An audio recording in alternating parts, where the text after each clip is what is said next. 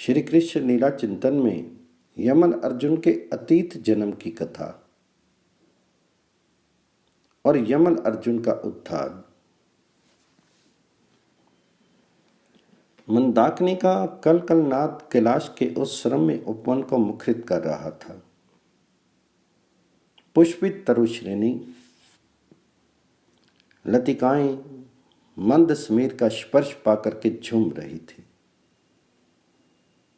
राशि राशि विकसित पद्मों के सौरभ से समस्त वन स्थली सुरभित हो रही थी। शिखर का यह मनोरम दृश्य देव ऋषि के भक्ति रस भावित चित्त में नव रस का संचार कर दे रहा है। उनके स्वर ब्रह्म विभूषित देवदत्त वीणा से झरती ही राग लहरी में श्री मुख से निसृत हरि गुणगान में प्रति क्षण नव उल्लास का हेतु बन रहा था।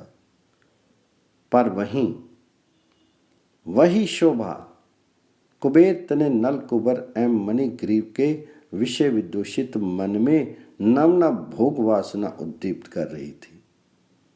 उनकी उद्दाम भोग प्रवृत्ति में और भी असुर भाव भरने में कारण बन रही थी। एक ही वस्तु पात्र भेद से एक ही समय अमृत एवं विष के रूप में परिणित हो रही थी। देवऋषि हरि यश सुधा का पान करते हुए सुधा रस से उपवन को प्लावित करते हुए नर नारायण आश्रम की ओर अग्रसर हो रहे थे तथा ये दोनों यक्ष बंधु अमर वार विलासनियों अर्थात अप्सराओं का दल एकत्र करके वारनी मुद्रा का पान करके भगवान शंकर के इस परम पावन तपोवन को भ्रष्ट करते हुए निरंकुश विहार कर रहे थे। अप्सराएं विवस्त्रा थी। ये दोनों भी दिगंबर थे। मंदाकिनी की पुनीत धारा में प्रवेश करके उन्मत्त जल क्रीड़ा में संलग्न थे। अपने आप को भूल से गए थे। देव योगवश देव ऋषि ठीक उसी स्थान से होकर निकले। अप्सराओं की दृष्टि उन पर पड़ी। सब के सब सक पका गई और लज्जित तथा शाप शंकित होकर के बाहर निकल आई। तट पर आकर शीघ्र से शीघ्र सबने वस्त्र धारण कर लिए।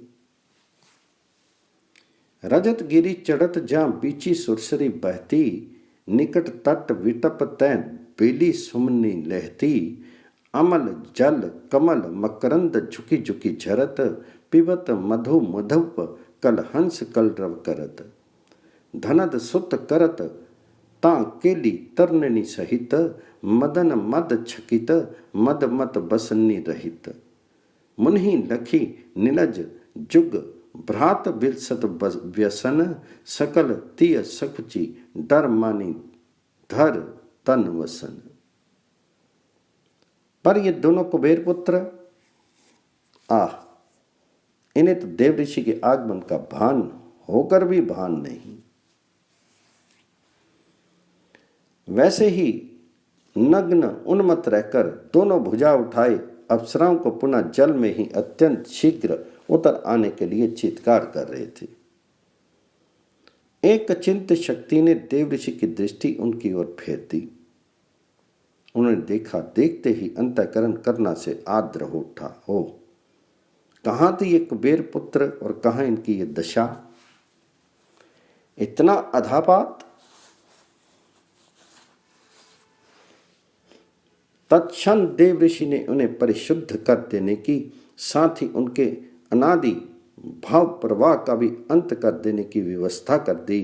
अपने परम अनुग्रह को क्रोध के आवरण में छिपा करके उसे शाप का रूप देकर के वे पुकार उठे, जाओ कुबेर तने, तुम दोनों अपनी इस जड़ता के अनुरूप ही योनि ग्रहण करो, वृक्ष बन के जन्म धारण करो, किंतु वृक्ष बनकर भी तुम्हारी समृद्धि नष्ट नहीं होगी। मेरे अनुग्रह से तुम्हें इस अतीत जीवन का सतत स्मरण रहेगा। सदा पश्चाताप की अग्नि में जलते रहोगे और फिर 100 देव वर्षों के अनंतर श्री कृष्ण चरणारविंद के स्पर्श का परम सौभाग्य तुम्हें प्राप्त होगा। उस पुनीत स्पर्श से तुम्हें पुनः देवत्व प्राप्त होगा। पुनः देव शरीर में तुम लौटोगे, साथ ही परम दुर्लभ हरि भक्ति भी तुम्हें मिल जाएगी। सदा के लिए परम कृतार्थ होकर ही तुम लौटोगे। सुत राज राज नहीं कीनी लाज, ब्रज भूमि सोई द्रुम हो दोई। करना स्वयं सुख संत देन, करिहे जो घात तब हो बात। प्रभु को निहारी और भक्ति धारी, फिरी जाहूंगे धरी दिव्य दे। ये कहकर के देव ऋषि चले गए तथा नलकुबर एवं मणिग्रीव यमन अर्जुन वृक्ष बन करके उत्पन्न हुए। वहां जहां वर्षों की प्रतीक्षा पूर्ण होने पर गोलोक विहारी स्वयं भगवान पुरुषोत्तम गोविंद श्री कृष्ण चंद्र के परम धाम का अवतरण हुआ। जहां जिस अरण्य प्रदेश में नंद प्रांगण का आविर्भाव हुआ, उसी प्रांगण के एक पार्श्व में खड़े अपने शाखा पत्रों को प्रकंपित करके बारंबार श्री कृष्ण चंद्र का वे आतुरता पूर्वक आवाहन कर रहे थे। अतीत की ये सारी घटनाएं उखल में बंधे श्री कृष्ण चंद्र के समक्ष वर्तमान बन के आ जाती हैं। बनकर आई ये भी कथन मात्र ही है, वास्तव में तो ये उनके लिए नित्य वर्तमान ही है।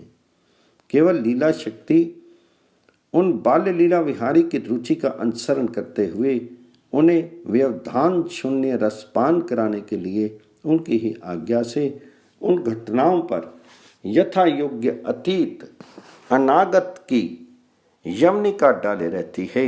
उपयुक्त अवसर आते ही उसे हटा देती है। श्री कृष्ण चंद्र के चरणों को छू करके उन्हें जगा देती है। फिर श्री कृष्ण चंद्र सब कुछ देखने लगते हैं। अस्तु आज भी वे इस प्रकार सब देख रहे हैं और सोच रहे हैं। देव ऋषि नारद मेरे प्रीतम भक्त हैं। उन महात्मा ऋषि ने जिस प्रकार इन वृक्ष बने हुए कुबेर पुत्रों के उद्धार की बात अपने मुख से कह दी है, ठीक उसी प्रकार मैं इनका उद्धार करूंगा।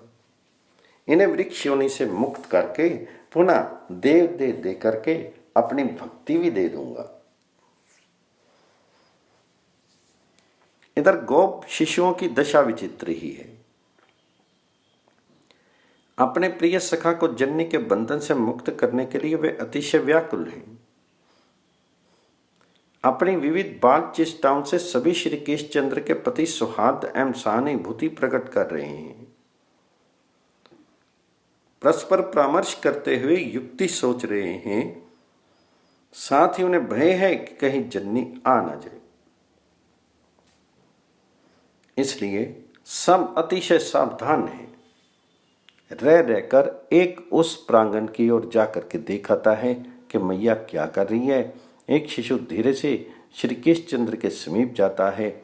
उसके उखल में बंधे श्याम सुकोमल अंगों को हाथ से स्पर्श करता है, पर तुरंत ही जननी के भय से पीछे की ओर हट के देखने लगता है। उसके मन में एक युक्ति सूझ पड़ती है और वह नंद नंदन के कान के समीप मुख ले जाके कहता है, अरे भैया तू उसे खोल ले। फिर अन्य शिष्यों को भी अपने ध्यान में आए उपाय की सूचना देता है। सभी सहर्ष उसका अनुमोदन करते हैं, कोई संकेत से, कोई स्पष्ट। सभी धीरे धीरे कहते हैं, हाँ रे बस तू खोल ले और हमारे साथ भाग चल। अनंत ऐश्वर्य निकेतन श्री कृष्ण चंद्र भी पुनः इसी रस स्तोत्र में बह चलते हैं।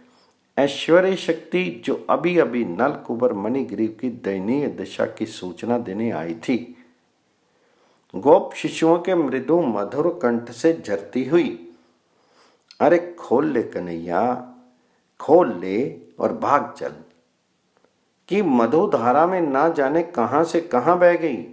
और ब्रजेंद्र नंदन श्री कृष्ण चंद्र इसी में पुनः निमग्न हो गए। सखाओं का ये परामर्श स्वीकार करके अतिशय उल्लसित होकर के वे अपना बंधन खोलने के प्रयास में लग जाते हैं, पर खोल पाएंगे इसकी संभावना सर्था नहीं। खोल लेना तो दूर, बंधन की गांठ तक उनके हाथ भी नहीं पहुंच पाते। जन्नी ने पहले से ही सावधानी रखी है। प्रथम तो उन्होंने श्री कृष्णचंद्र के कटिदेश और उखल में बहुत कम व्यवधान रखा तथा फिर गांठ लगाई। उखल की उस ओर, उस स्थान पर जहां उनके नीलमणि अपने हाथ में हाथ ना ले जा सके। इसलिए ये युक्ति व्यर्थ सिद्ध हुई। अखिल जगत के समस्त प्राणियों का भाव बंधन संकल्प मात्र से खोल देने की सामर्थ्य रखने वाले श्री कृष्णचंद्र में आज ये शक्ति जो नहीं कि वे यशोदा रानी के दिए हुए उस बंधन को खोल लें, उस ग्रंथि को छू तक लें। असफल, निराश, निरुपाय से हुए वे शिखाओं की ओर देखने लगते हैं। अच्छा ठहर, तेरे हाथ नहीं पहुंचते, मैं खोल देता हूं, कहकर एक गोप शिशु बंधन खोलने की चेष्टा करने लगा। उसे विलंब होते देख करके दूसरा उसकी सहायता करने लगा। दोनों को असफल देख करके तीसरे ने प्रयास किया। इस प्रकार क्रमशः कई गोप शिशुओं ने गांठ खोलने का प्रयत्न किया, पर खुलना तो दूर, गांठ हिली तक नहीं। गोप शिशु नहीं जानते कि गांठें लगाते समय ब्रजेश्वरी ने अपने अंतःस्थल में संचित अनंत वात्सल्य की समस्त स्निग्धता उसमें भर दी है। अब उन गोप शिशुओं के हृदय स्तोत्र से प्रवाहित संख्य रस की धारा, भले ही वह कितनी ही प्रबल क्यों ना हो, वात्सल्य की उस स्निग्धता को धो नहीं सकती। संख्य के स्तोत्र में ये सामर्थ्य नहीं कि वह वात्सल्य की स्निग्धता को आत्मसात कर ले। इसलिए जननी की लगाई वह गांठ अब चल रहती है। शिशु मंडली उदास सी हुई ब्रजनिंदर के मुखचंद्र की ओर देखने लगती। इसी समय अवसर देखकर के श्री कृष्णचंद्र की सर्वज्ञता शक्ति पुनः एक बार संभलकर अर्जुन वृक्षों की स्मृति दिलाने के उद्देश्य से सेवा में उपस्थित हुई। परंतु अपने प्रभु स्वामी की मुख मुद्रा, गोप शिष्यों की वह अनुपम प्रेमिल चेष्टाएं देख करके उसे यह साहस नहीं हुआ कि प्रकट होकर कार्य कर सके। बाल्य लीला विहारी श्री कृष्णचंद्र का ये मधुमेह बाल्यवेश भंग हो, जन्य के बंधन से मुक्ति पाने की लालसा में मधुर अति मधुर वात्सल्य सुधा रसमान में पुनः ऐश्वर्य की किरकिरी मिल जाए, ये तो सेवा नहीं अपराध होता। इसलिए श्री कृष्णचंद्र की शिशुपम मुग्धता के आवरण में छिपी रहकर ही लीला शक्ति के अंचल की ओट से ही सर्वज्ञता ने सेवा आरंभ की। पुनः में यमल अर्जुन वृक्ष श्री कृष्णचंद्र के नेत्रों के सामने आ गए और वे सोचने लगे, मेरी मुक्ति का उपाय तो सरल है। उनके मुख पर उल्लास भर जाता है और वे शिशु शिशुओं को चटपट कह उठते हैं, भैयाओ मेरे हाथ पहुँचते नहीं और तुम सबों से गांठ खुली नहीं। अब एक बड़ा ही सुंदर उपाय है। देखो ये उखल बड़ा भारी, अकेला तो इसे मैं खींच नहीं सकूंगा। मैं भी खींचता हूं और तुम सब मिलकर धक्का देकर इसे पीछे से लुढ़काते चलो। फिर देखो, चलो वहां उस यमल अर्जुन वृक्षों को की ओर देखो। देखो दिखते हैं ना, उन वृक्षों के मध्य में मेरे समा जाने भर को पर्याप्त स्थान है। वहां जाकर मैं तो उसके भीतर से निकल जाऊंगा, पर ये उखल उसके भीतर जा नहीं सकेगा। साथ ही मैं इसे टेढ़ा भी कर दूंगा, फिर तो ये समा भी नहीं पाएगा, इस पार ही अटक जाएगा। तब फिर उस पार से मैं डोरी को झटके दूंगा, जहां मैंने पूरे बल से डोरी खींची कि डोरी टूटी। बस काम हो गया। युक्ति सुनते ही गोप शिष्यों के हर्ष का पार नहीं रहता। विचार क्रिया में परिणित होने चला। श्री कृष्णचंद्र अपने दोनों घुटने एवं दोनों हाथ पृथ्वी पर टेक देते हैं। शिशु अपनी फेंटे कस लेते हैं और जो जो उनमें अधिक बलवान हैं वे उखल को पकड़ करके ठेलने का प्रयत्न करते हैं। बाल्य लीला विहारी श्री कृष्णचंद्र भी अपनी पूरी शक्ति लगा करके उसे अपनी ओर खींच रहे हैं। उनके अरुण अधरों पर, सुचिंकन अरुणाभ कपोलों पर इनके सूचक चिन्ह स्पष्ट अंकित हो जाते हैं। उखल भी धीरे धीरे सरकने लगता है। लगभग 18 मास पूर्व इसी प्रांगण में श्री कृष्णचंद्र ने रिंगन लीला आरंभ की थी। घुटरुआ चलते हुए वे खेलते थे। श्री अंगों की शोभा उस दिन भी ऐसी सी ही थी। बंदूक सुमन अरुण पद पंकज, अंकुश परमुख चिन्ह बनी आए, नपूर कलरव मनोहंसनी, सुत रचे नीड दे बाँ बसाए। कटि किंकनी बरहार ग्रीव दर, रुचिर बाहु भुवन पहिराए, और श्री वक्ष मनोहर हरि नख, हेम मध्यमनी गण बहुलाई। सुभाग चिबुक द्विज अधर नासिका, स्त्रवन कोपोल मोहि सुठी भाई, भ्रुव सुंदर करना रस पूरन लोचन, मनहु जुगल जल चाय। बाल विशाल ललित लटकन मणि, बाल दशा के चिकुर सुहाई, मानो गुरु शनि कुछ आगे करी, शशि मिलन तम के गण आए।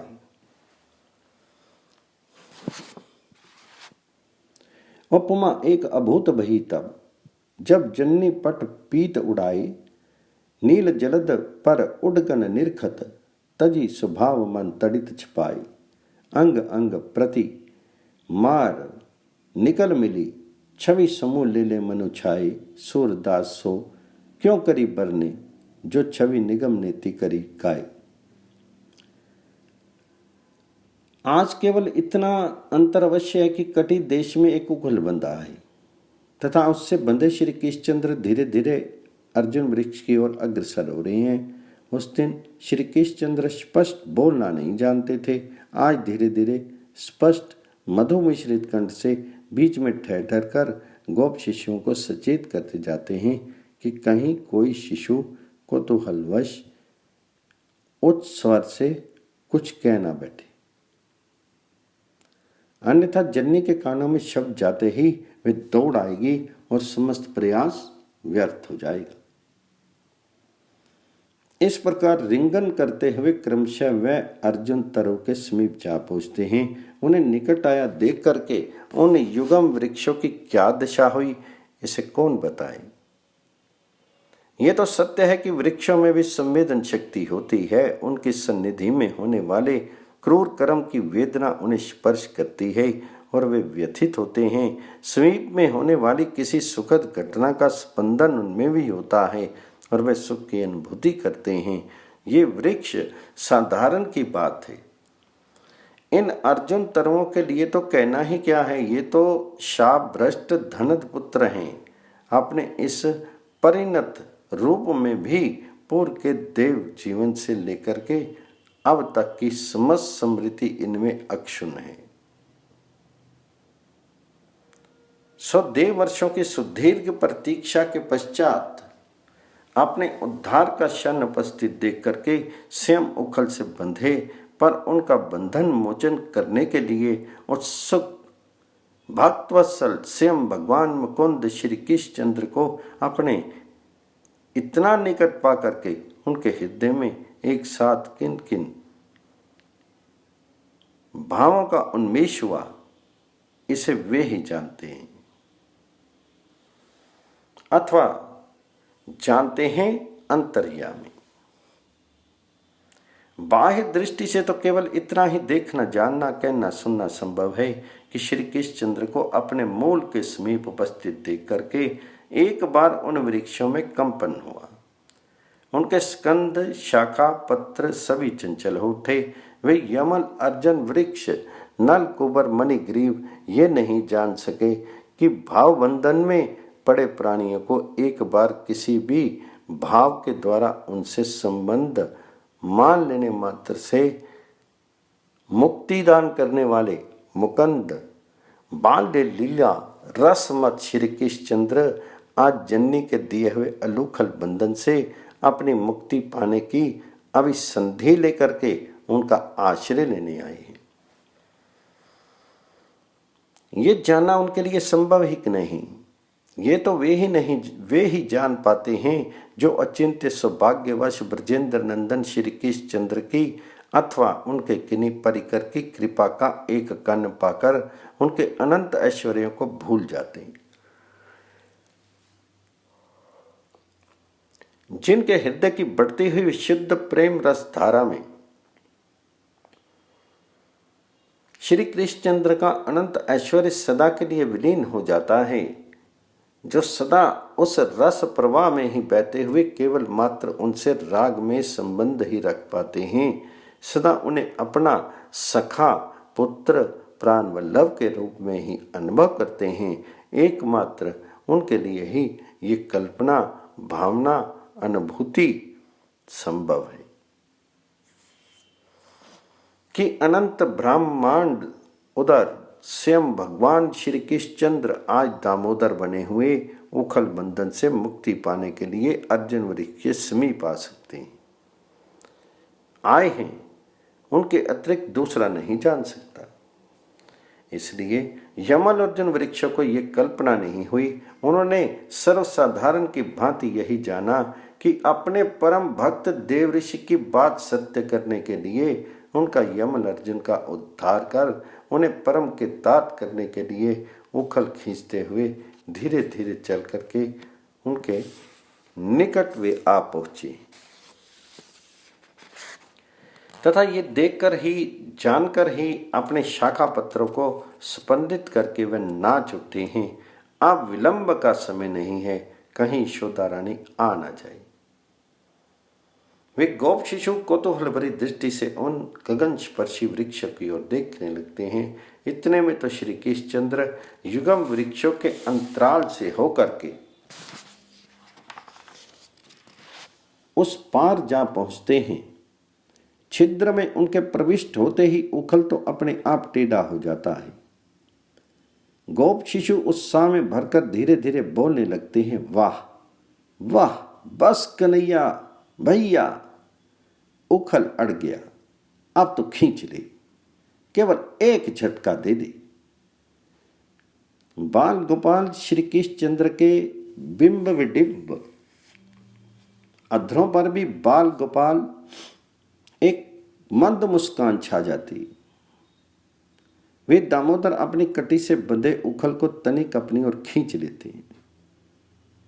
बस फिर तो क्षण भर भी नहीं लगा, अर्जुन तरमों की पृथ्वी में धसी जड़े बाहर निकल पड़ी।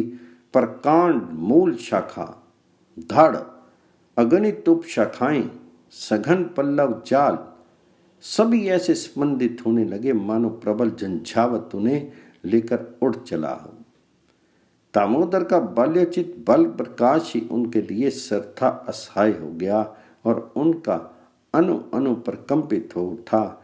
देखते ही देखते अत्यंत घोर शब्द करते हुए अतिशय वेग से वे दोनों वृक्ष पृथ्वी पर गिर पड़े। अवश्य वे इस भांति ऐसे स्थान पर गिरे जहां एक भी गोप शिशु नहीं, एक भी गोवत्स नहीं, गृह रचना का कोई अंश नहीं, केवल मात्र मणि जड़ित समतल भूमि है। इसलिए किसी को भी किंचन मात्र भी कोई क्षत नहीं लगा। नंद प्रासाद के किसी अंश को तनिक भी क्षति नहीं पहुंची। किंतु इसमें कोई आश्चर्य की बात नहीं। वे जड़ वृक्ष मात्र तो हैं नहीं, धन पुत्र हैं। और अब तो श्री कृष्ण चरणारविंद का स्पर्श होने के क्षण से ही वे उनके निज जन बन गए हैं। उनमें समस्त भक्त गुणों का विकास हो गया है, अमित शक्ति आ गई है। वे अपनी किसी भी चेष्टा से किसी को तनिक भी कष्ट दें, यह संभव ही नहीं है। इसलिए गिरते समय शापजन्य अपने अंतिम प्रारब्ध का अवसान करते हुए वे वहां स्थान के अनुरूप ही अपनी शाखाओं की यथा योग्य संचित करते हुए गिरे। ब्रजेंद्र नंदन के स्पर्श से पूत हुए नलकुबर मणिग्रीव की इस चेष्टा में आश्चर्य की बात क्या है? आश्चर्य, महान आश्चर्य तो यह है कि इतने विशालकाय व्रत सार के समान युगम अर्जुन वृक्ष उखल आकर्षण के वेग से मूल उत्पाटित होकर टूट पड़ी, किंतु जननी यशोदा के वात्सल्य से प्रेरित उनके द्वारा निर्मित आग्रह में वह बंधन नहीं खुला। उखल में लगाई उनकी डोरी ग्रंथि नहीं टूटी। श्री कृष्णचंद्र का वह बंधन नहीं टूटा। जहां वे वृक्ष थे वहां एक परम उज्जवल ज्योति चमक उठती है, मानो दो वृक्षों के मध्य में दावानल भवक उठा। फिर दोनों की ज्योति एकत्र मिल जाए, उससे दिशाएं आलोकित हो जाएं। इस प्रकार अपनी सम्मिलित ज्योति से दसों दिशाओं को उद्भासित करते हुए दो सिद्ध पुरुष उसके अंतराल से प्रकट होते हैं और उलूखल निबद्ध श्री कृष्णचंद्र की ओर चल पड़ते हैं। ये युगल सिद्ध और कोई नहीं, धनद पुत्र नलकुबर एवं मणिग्रीव हैं। श्री कृष्णचंद्र के चरणों में निछावर होने जा रहे हैं। निक से उभे पुरुष दो वीर, पहिरे अद्भुत भूषण चीर। जैसे दारु मध्य ते आगी, निर्मल ज्योति उठती है जागी। नंद सुवन के पाइन परे, अंजलि जोरी स्तुति अनुभरे। ध्रुम अंतर ते कड़े विविध, बंदारक सुख सींच। गुण मंदर सुंदर महा, नलकुबर मणिग्रीव। बाल कृष्ण भगवान जी की जय। यशोदा मैया के लाल की जय। नंद के गोपाल की जय।